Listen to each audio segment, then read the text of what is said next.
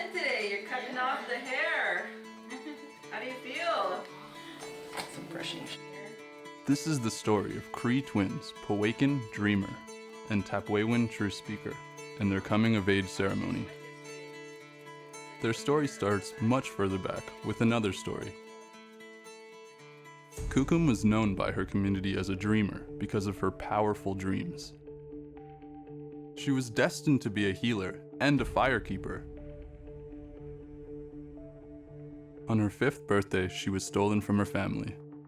She did not return home until years later.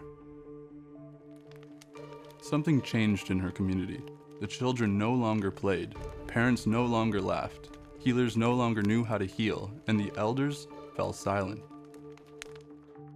Although Kukum was a strong spirit, she was plagued with horrible memories. Something broke inside her.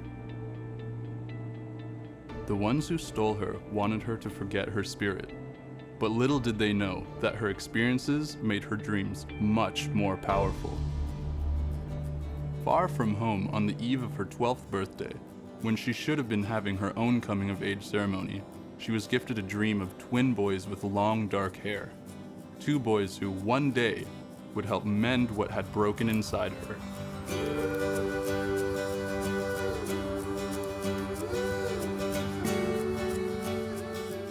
Let your hair down. Brush your hair. Stop that way. Brush. Lean in. Your hair is better. Okay, you brush it first. You brush it first. Yep. My name is Tapwewin and we're here in AsKi to do a ceremony to cut our hair. I'm Pawaken and we're here in my reserve at AsKi, and I just turned 12. We're gonna cut our hair in like sometime this week. So this is my hair that I will be cutting very soon. I can do lots of things, but like braid it. You know, it's very challenging for a young Aboriginal person anywhere to wear their identity straight up from the day they're born. And so for the last 12 years, it was really nice to see them fight through it and challenge it and meet other people and learn how to overcome stereotypes and to be very comfortable in being Cree. When I was young, I was raised by my grandparents and my mom. My mom's a residential school survivor, so she was taken away from a lot of her culture. So I knew when I became a parent that I wanted to make sure that my children had a strong sense of identity and culture, and they knew their customs and protocol. When you find an eagle feather, you have to take care of it because it's like a gift, and they'll get some medicine. My hair is quite important to me, especially to my identity as being Cree. I think cutting it will be emotional maybe, I'm not really sure. I really want to cut it and it's bothering me. It's been bothering me for a long time. I have to brush it every morning. I have to when I swim, it's very heavy. Then cutting it will allow me to do so much more, better. Kukum believed that one day her community would heal. She dreamed that these 2 boys from the future traveled across Turtle Island to her small childhood village north of AsKi. The twins were overwhelmed with memory as their feet touched the Muskego. They were home. For Kukum, it was a joyous time. You're starting to cry. We used to come here by canoe from the Lake River. I never thought I'd be back here again, you know, with my grandsons. Granny coming back up here, eh? Jeez, you know, she was taken away from here all those years ago when she was young to residential school. And now she's brought back by her family.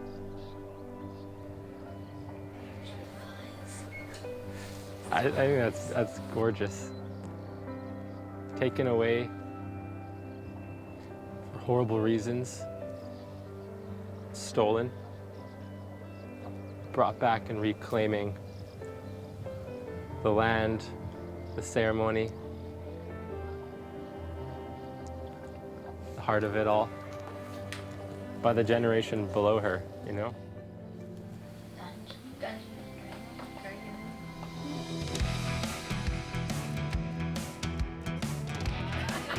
We arrived here in Ottawa-Piskat. We were like that day. I think we were actually invited to camp, and which was really cool. We got there and they had the smokehouse set up, and they had geese cooking over the fire.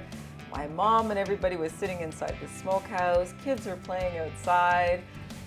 Yeah, and it was just nice to witness the kids having that experience on the land, you know, like at camp. Hey, do you mind if Tapwewin tries it? Sure.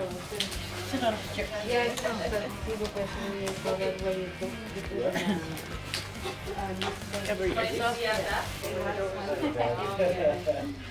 Not too big. Bringing them up here to perform their coming of age ceremony is so important because now they have a memory of this place. It's important because I don't want my children to ever feel lost. I want my kids to know who they are. So when someone says, oh, you're Cree, there's stories attached to that. Make sure you don't take the skin off. I'm happy to see that they're learning more cultural than I was, because I went to resident school. We didn't have that. I was away from my parents. I couldn't learn anything from a traditional way. So I'm happy to see them that they're learning. Coming back to Mushkegowuk territories is a good way to ground some of those teachings and let the kids hear the language and let them hear other communities and see how they're holding the family unit together.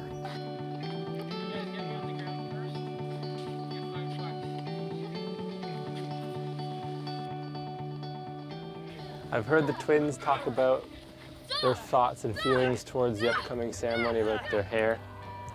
And, you know, they have a lot of thoughts, and maybe it's this, maybe it's that. And I'm curious if they're aware of what's going on in here. If they can feel it. So we'll have to see. The responsibilities of being a Cree man is maybe like being responsible. Maybe do, instead of bad actions, you can do good actions and like take responsibility for things. Becoming a man means to respect yourself and respect others. And those are two of the responsibilities you should do. There's much more, but I don't know them.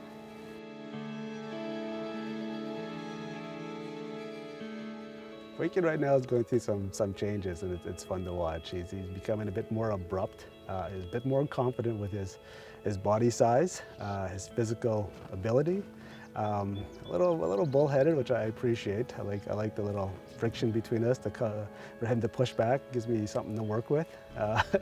So I see him as a very confident young man. Tapwewin is I don't want to say. I would say maybe just a little, maybe one step behind. But he's more of a gentle soul. He's very good with his hands. He's very inquisitive. You know, when he thinks about science problems and math problems. But he does have a large social conscience too.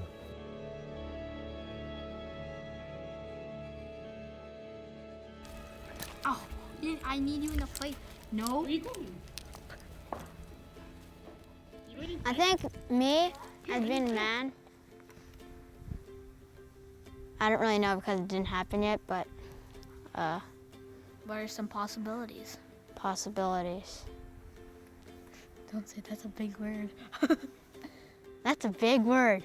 No, just joking. I'm gonna be tall. I'm gonna be like, I think I'm gonna be tall. I mean, it's probably gonna show up later in life. Pawaken, like, But probably eat more. Probably like, Pawaken's probably gonna stay short. Just he's probably gonna be 5 foot when he's like 19. Okay. you know, you're explaining someone right now, I'll be. and I'm looking at his face. But I think mentally I will look more mature. He's starting to be mature. Not up to standard, but you know, he's starting to be mature.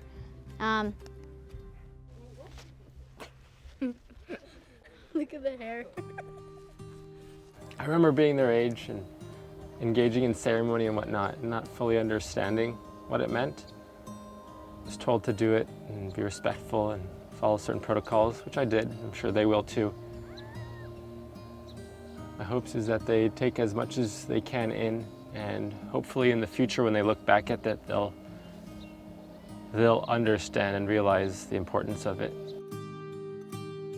I'm excited to do a sweat because it's my first time and experiencing it. I might want to do it again. It might be fun, it might be very calming. From my knowledge, the twins haven't done a sweat before, and it's a powerful experience, and they're definitely ready. And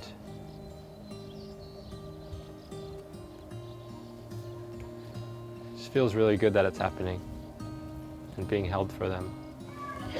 A sweat is like a tent with fire and you just sweat a lot. So that's why it's called sweat. You sweat. Same thing. I think a sweat's like a round teepee. And I think it's like covered in blankets. And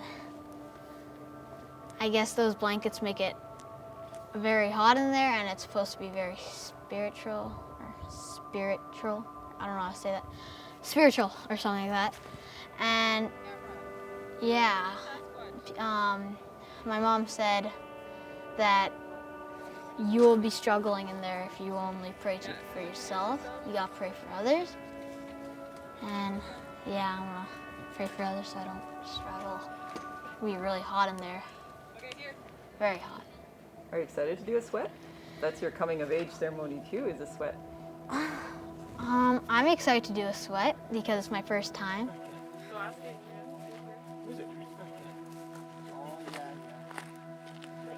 You know, the men had their sweat with the twins. That was their time with the twins. You know, the coming of age, we did a sweat ceremony before the cutting of their hair, and that was significant, and I had to take a step back and let my children go into that sweat without me, because in a way that represented that they're on their own path now. Mom's gonna be here, but I have to take a step back and let them experience what they need to experience. It was very hard. Or you're gonna die. Feels like once you do a sweat, the bugs won't bother you. I'm trying to provide experiences for my kids that I never had. You know, I started my ceremonies at 19. So I think in a way, Jake and I are healing this next generation through ceremony. When I cut my hair when I was 12, there wasn't a particular ceremony when it actually happened, but there were certain protocols that were followed. But now that I look back at it, I'm super grateful, very grateful that my mother took those steps and did her best to follow those protocols and to have that ceremony, you know, and that feels really good. And the fact that we're doing this now for the twins in a different way, in a fuller way it feels, it's gonna get better and better, so. Reclaiming what's ours.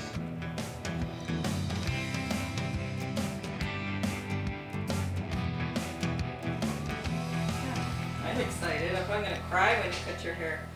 That's a lie. It was my turn yesterday. I didn't want the twins to feel like we were pressuring them into cutting their hair. We haven't cut their hair since birth. what I learned about hair was that, you know, when you enter a new phase of your life, you have to let that part go so that you can move on. Mom, it hurts. I know, sorry. Mine just I heard about this teaching a long time ago when I was younger, before I had kids. This elder told me about cutting of hair for boys when they hit puberty, and then that means they're going into the next phase of their life. So the fact that we're actually doing this, we did it with a CVAC in Mohegan, but I didn't have the resources. It was a little difficult for me, and I was a single mom back then. So now it's a little bit easier when you have all your family support to do this. So it's really important that we're doing this ceremony, and it's your choice too, right? Because if you didn't want to cut your hair, you wouldn't cut your hair. Yeah. Yeah? For sure. Hmm?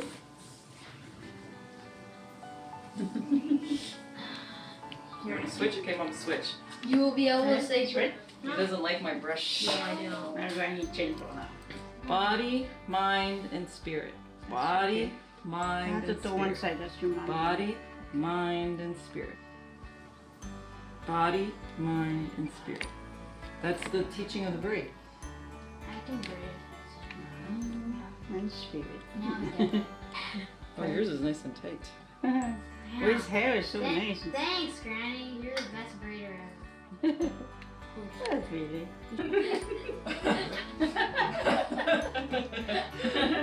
Look at all big minded. Smile there, Tapwewin. You sad? Oh. Wayne, are you sad that you're gonna cut your hair? It's okay. Your hair will grow fast. Yeah, it's gonna look really good when Christina fixes Getting your hair. emotional?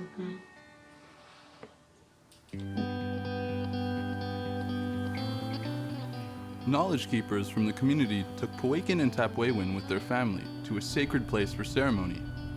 They took out their boats, and curious villagers followed behind. They traveled to where the river meets the ocean. They traveled to Twin Island, where the sacred fire once burned, a place where their people performed ceremonies for thousands of years.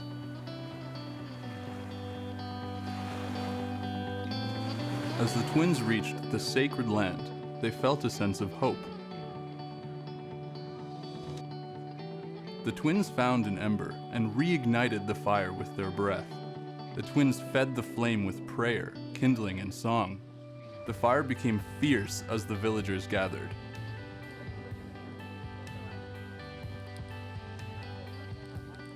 In the distance where polar bears roam, Kukum from the past watched as the twins reignited the fire.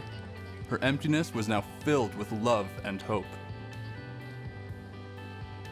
Kukum's daughter was happy to see the smile on her face. I was a little bit worried because I was like, I've never done this ceremony before, but I brought all my medicines with me, and it was an emotional time because, you know, these are my babies that are entering a new phase of their life. So I think it's very important to do this with my brother because we're identical twins, and identical twins are born together. I came in the world with Tapwewin, so I've been there for him all his life. I think it's important for him to cut my hair, and I cut his. We shouldn't forget that the twins are 3 generations removed from residential experience. I think as parents, my partner and I, we are strong enough to create a platform for them to articulate a newer identity that is based on empowerment and strength. The twins sat beside the fire with their family around them. They faced one another and cut each other's braid, and one of their own. I got an axe over there waiting. A little bit at a time. Watch your fingers. Watch your fingers, I'll cut it. It's gonna be blood brothers. I heard that. I'm scared. I was afraid. I got an axe over Why there. is it so long? Why is it so long? Wait, why is it so long? The scissors are gone. Hey! Give it to Granny. Together.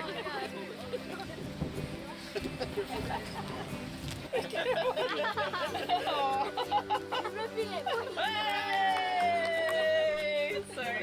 As they cut the braids, a warm, comforting wind circled around them.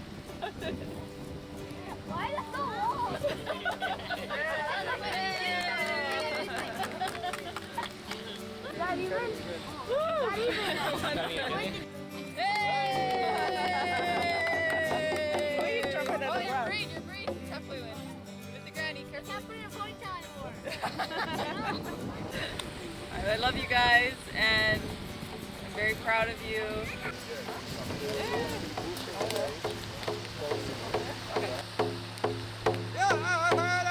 The villagers prayed and sang once again. They sang for the twins, and the twins fed their spirits with berries. Knowledge keepers reminded the twins that Kukum was with them since birth. She wanted them to release their childhood braids into the waters, to welcome a new phase of their lives.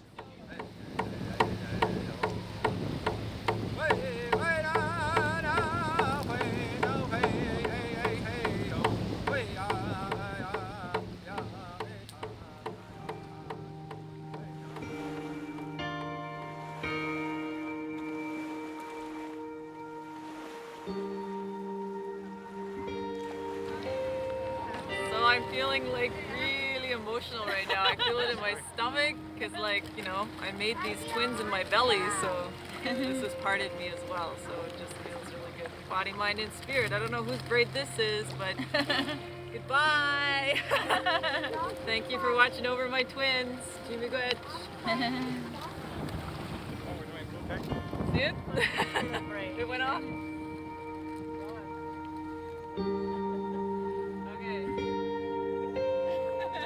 My mom being here, seeing that healing is transpiring, and seeing that, or witnessing that these twins have a strong sense of identity.